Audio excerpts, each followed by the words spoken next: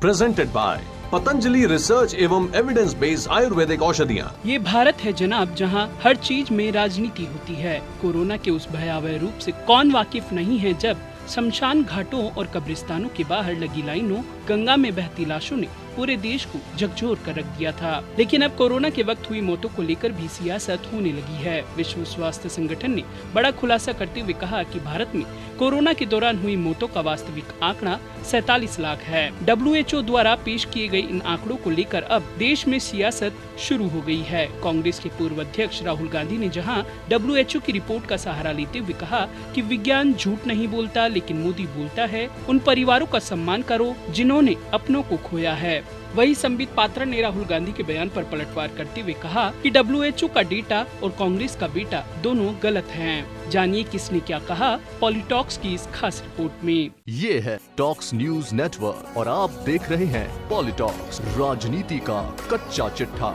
WHO के तहत वैज्ञानिकों को जनवरी 2020 और पिछले साल के अंत तक मौत की वास्तविक संख्या का आकलन करने की जिम्मेदारी दी गई थी। इस रिपोर्ट के मुताबिक 1.33 करोड़ से लेकर 1.66 करोड़ लोगों की मौत या तो कोरोना वायरस या स्वास्थ्य सेवा पर पड़े इसके प्रभाव के कारण हुई। WHO ने गुरुवार को जारी एक रिपोर्ट में दावा किया था कि भारत में कोरोना वायरस संक्रमण से 47 लाख लोगों की मौत हुई है। यह संख्या भारत के आधिकारिक आंकड़ों से करीब 10 गुना ज्यादा है। भारत ने कोविड-19 से हुई मौतों के आकलन की पद्धति को लेकर सवाल उठाया है। भारत सरकार ने इस सप्ताह की शुरुआत में कोरोना से मौत को लेकर नए आंकड़े जारी किए हैं। इस काल में भारत में आधिकारिक मौतों का आंकड़ा 5.2 लाख मौत का है।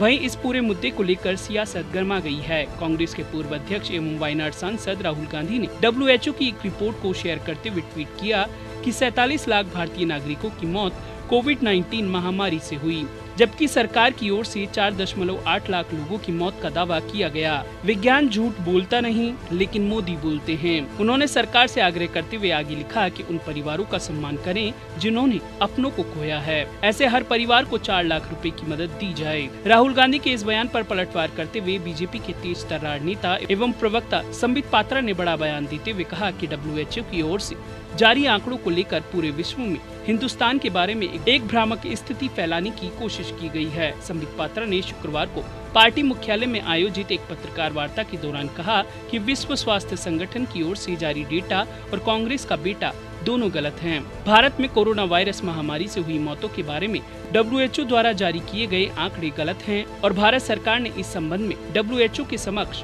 अपनी आपत्तियां भी दर्ज कराई है। राहुल गांधी पर निशाना साधते हुए संबित पात्रा ने आगे कहा कि राहुल गांधी लगातार भारत को नीचा दिखाने की कोशिश कर रहे हैं। समय समय पर उन्होंने प्रधानमंत्री नरेंद्र मोदी और भाजपा पर आक्रमण करते हुए भारत को नीचा दिखाया है। ये दुखद है। भाजपा शासित राज्यों और गैर भाजपा शासित राज्यों में मृत्यु का विश्लेषण नहीं करना चाहिए। मौत और जन्म संबंधी आंकड़ों के पंजीकरण के लिए भारत के पास एक सुदृढ़ तंत्र है। पात्रा ने कहा, 4 महत्वपूर्ण ऐसे कदम हैं जिनको लेकर हमें लगता है WHO ने जो डाटा रिलीज किया है वो गलत है।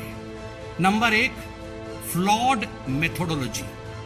WHO ने जो मेथोडोलॉजी अर्थात जिस प्रकार के तरीके को अपनाया है वो गलत है। दूसरा, inaccuracy in sourcing of data. ये जो सोर्स ऑफ डाटा होता है उसकी एक्यूरेसी होनी चाहिए और WHO ने खुद माना है कि अनवेरिफाइड सोर्सेज से उन्होंने डेटा इकट्ठा किया है। तीसरा विषय है इनकंसिस्टेंसीज इन क्राइटेरिया।